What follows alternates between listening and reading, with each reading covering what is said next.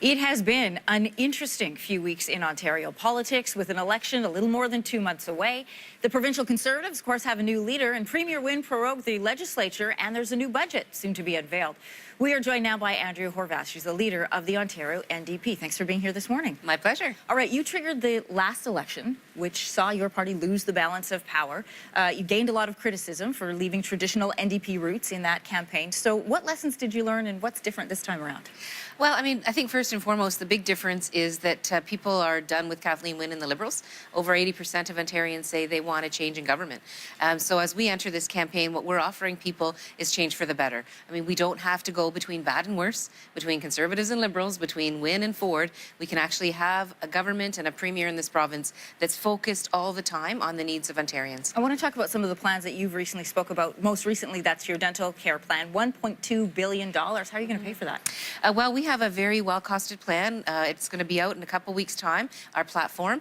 Totally costed, with a fiscal, program to go with it, a responsible fiscal program, and that's going to include a couple of things. Yes, a small deficit temporarily, but also increasing, the burden on those who make the highest incomes amongst us, because the bottom line is everybody else is falling behind, and folks need to have, they need to have government programs to help them build a good life here. And with 4.5 million people not being able to go to the dentist, with families having to put off fillings for their kids because they can't afford them, it's time we do something about that in our province. All right, you talked about 80% of people want to change in government, but your policies, Kathleen Wynne's policies, are starting to sound very similar. She's dipped a bit into traditional territories of pharmacare. We are taking a look at free tuition for low-income students, the $15 minimum wage. What's really different here? Well, the thing is that people are really disappointed with Kathleen Wynne and the Liberals. So is it her or the Liberals? Well, I mean, again, I think it's a bit of both at this point. 15 years in government is a long time, and anything that they promise, whether it's in their throne speech, whether it's in their upcoming budget, whether it's on the campaign trail, they've had 15 years to get it done. And I think this is one of the things that makes people cynical about politics, is that, Kathleen Wynne promises one thing before an election, and then after election, something totally different happens. And I think that's something that's frustrating for folks, and that's why they're looking for change. You're the most experienced leader of the three main candidates that are running right now. You've got 9 years in services as a leader. Kathleen Wynne has 5, Doug has none. The latest poll, however, puts Doug Ford in the lead so far as we're heading into a June election. I'm curious, if we ended up in a situation like we had back in 2011, where the NDP ends up holding the balance of power in a minority government, would you consider joining with the Conservatives to defeat a Liberal government?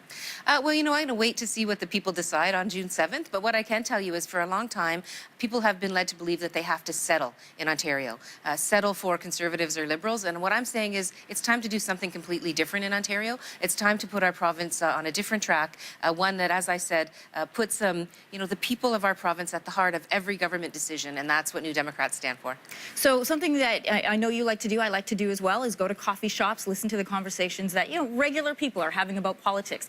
Here's a snippet of a conversation I heard at the bus stops. One of the parents said, I like the policies of the NDP. It's the qualities that I teach to my children, social justice, caring for others. I don't want to trust them with the checkbook. How do you overcome that mindset? Well, again, I think if people look carefully at the work that we've done thus far, it's New Democrats that have been holding this government to account. It's New Democrats that put in place the Financial Accountability Officer, which is an extra watchdog to try to hold this government to a standard around the promises they make and the plans they put forward. That shows, I think, that we are very concerned about the public money. The bottom line is, if you're not investing public money wisely, if it's going to your friends in high places, if it's going to cancel gas plants so you can win more seats, if it's going just for political benefit of your party or holding on to power, then you're not using it wisely. So yes, we think public money is important, and yes, we think programs are important, like the ones you describe, but let's be wise about how we invest our public dollar and make sure it's going to the services and the kinds of things people need to build a good life in our province. Taking a look at spending money wisely, fundamentally, we have 2 publicly funded school boards in the province of Ontario, public and Catholic. Would you consider scrapping one or combining the 2 to save some money, find some more money to put in other areas of education? Well, you know what? At this point, that's not on the books. But I can tell you that we do have problems with our school system. What we're focused on is making sure that we get rid of the $15 billion backlog in repairs that Kathleen Wynne has allowed to happen. And But you have to pay for that We somehow. have kids going to school and learning in the wintertime with their coats on and their mittens. And as I said, yes, we do have to pay for it. But what we have to do is use the public purse, if you will, to invest in those kinds of things, as opposed to, you know, the kinds of things that Kathleen Wynne and the Liberals have done. They spent $8 billion more than they should have on infrastructure just because of the way that they finance those projects. And these are things that the Auditor General puts forward each and every year. So we can do better. The map is there through the work of the Auditor General and the Financial Accountability Officer. We just need a government that's responsible enough to listen to those criticisms and change the way things are done. I want to get an answer from you before you go. If we end up in a minority government situation, and again the NDP holds the balance of power, you can be the kingmaker. Do you support the Wynne Liberals or do you support the Conservatives? I plan on being the Queen. All right, then I want to ask you, this is your 3rd time running. This is your 3rd time running. If your party does not win, will you run again? Will you stay on as leader? Well, again, I mean, that's something that I think will come after the election. But I believe that we are in a position to actually offer the people of this province change for the better. And I think we can get some good things done for Ontario. Thanks for stopping by this morning. My pleasure. And a reminder to you, the Ontario election is on June the 7th. Your morning, we'll be right back.